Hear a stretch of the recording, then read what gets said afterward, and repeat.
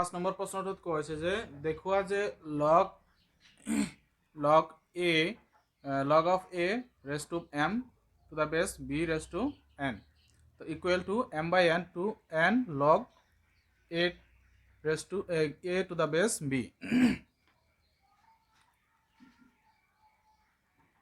মৰমৰ ছাত্ৰ-ছাত্ৰীসকল তো 5 নম্বৰ প্ৰশ্নটো আমি আজি আলোচনা কৰিম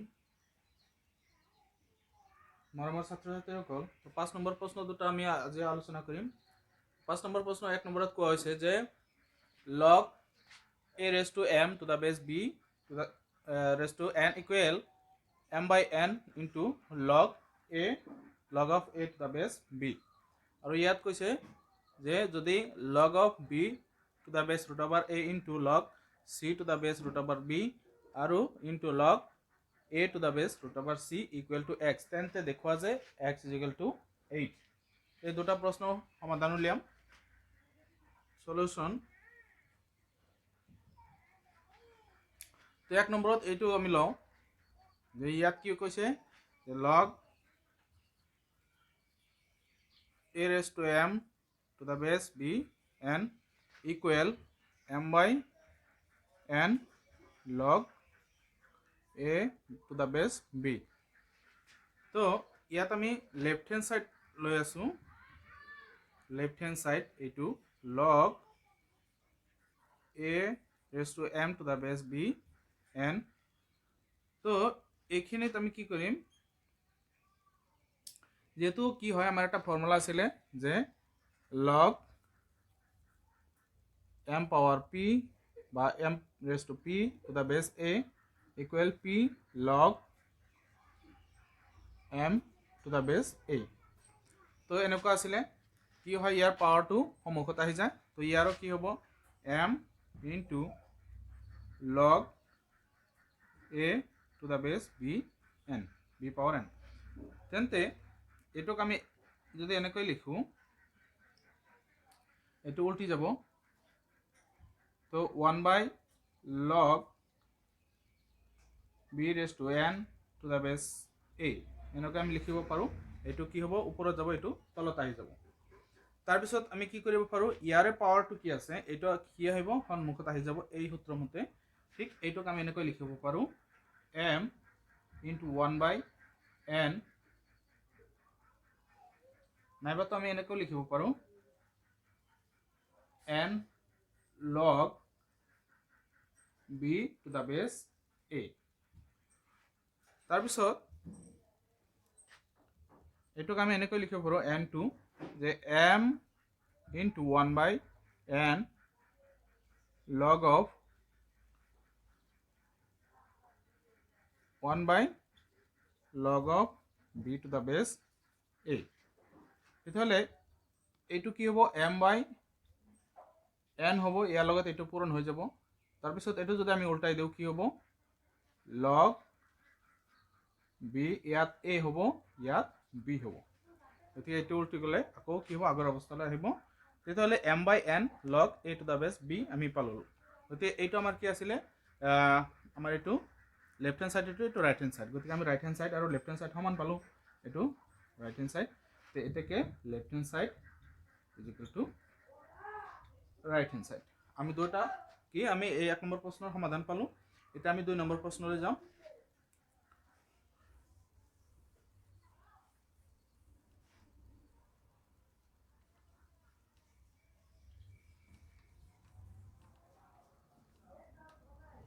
তো 2 নম্বৰ প্ৰশ্নটোত কোৱা হৈছে log b to the base a into log of c to the base b into log a to the base root over c equal x তো ইয়াত x ৰ ভ্যালু কি হ'ব লাগে 8 হ'ব লাগে তেতিয়ালে আমি x ৰ ভ্যালু পাম ইয়াত উলিয়াম আমি কি কৰিম এই গোটেই কিটা আমি ইয়াৰ উল্টা কৰিলাম তেতিয়ালে log of কি হ'ব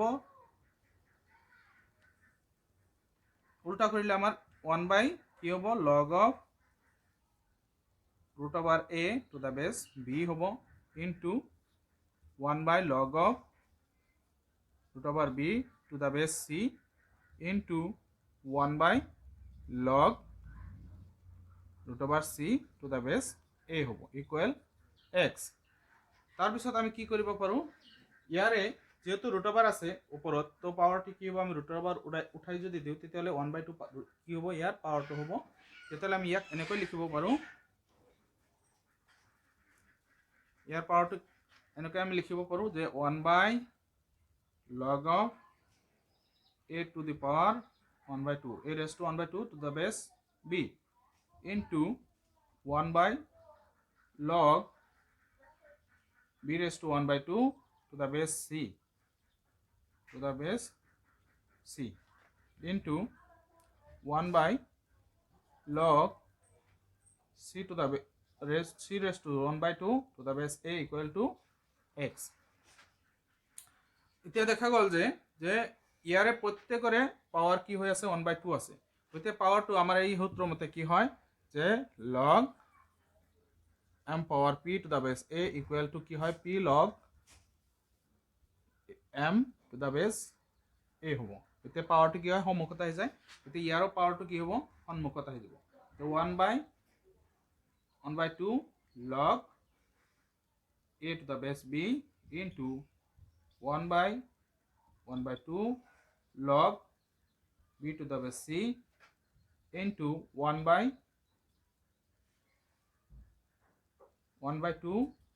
into log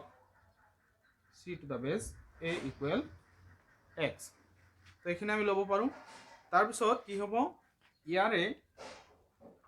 প্ৰত্যেকখিনি কি হ'ব এই 1/2 প্ৰত্যেকটো পূৰণ হ'ব এটা আমি এনেকৈ লিখিব পাৰি যে 1 ওপৰত ৰল তো 1/2 into 1/2 into 1/2 তাৰ পিছত ইয়াৰ ব্ৰেকেটত কি থাকিব log of a to the base b log of b to the base c into log of c to the base a এইখিনি থাকি যাব equal to x তো এইকেইটা পূৰণ কৰিলে কি হ'ব তলত 8 হ'ব ওপৰত 1 গতিকে ইয়াত কি হ'ব a cancel b cancel c cancel গতিকে এইখিনি গোটেইখিনি ক্যান্সেল হ'ব তাৰ পিছত আমাৰ ইয়াতে কি থাকি যাব ইয়াত যদি আমি এইখিনি ইয়াতে লিখি দিও তেতিয়াহলে আমি কি পালো যে 1 by আমি কিমান পালো 1/8 আৰু এইখিনিত আমাৰ একো নাই অৰ্থাৎ 1/8 ৰৈ গৈছে বাকি এইখিনি ক্যান্সেল হৈ গৈছে ইকুৱেল টু আমাৰ কি আছে x তেতিয়ালে 1/8 ক যদি আকৌ হেই কি কৰো হৰণ হৈ আছে 1 ৰ লগত তেতিয়ালে 8 টো ডাইৰেক্ট ওপৰত যাব তলত কি থাকিব 1 থাকিব গতিকে ইয়াত x তো কি হ'ব x ইয়াতে কিমান পাম আমি 8 পাম গতিকে আমাৰ যেটো শৰ্ত আছিল হেটো আমি পূৰণ হল আমাৰ ইয়াতে আমি পালো হেখিনি যে 5 নম্বৰৰ সমাধান আমি পালো 5 নম্বৰ প্ৰশ্নটোৰ 1 আৰু 2 নম্বৰ দুইটাৰ প্ৰশ্নৰ সমাধান আমি পালো গতিকে এইখিনি আছিল কি আমাৰ 5 নম্বৰ সমাধান নেক্সট 6 নম্বৰ প্ৰশ্নটো আমি দ্বিতীয় ভিডিওটো হেতু আলোচনা কৰিম গতিকে নেক্সট ভিডিও চোৱাৰ কাৰণে আপোনালোকে চেনেলটো সাবস্ক্ৰাইব কৰি ৰাখক এইখিনিলৈকে সামৰিছো ভিডিওটো ধন্যবাদ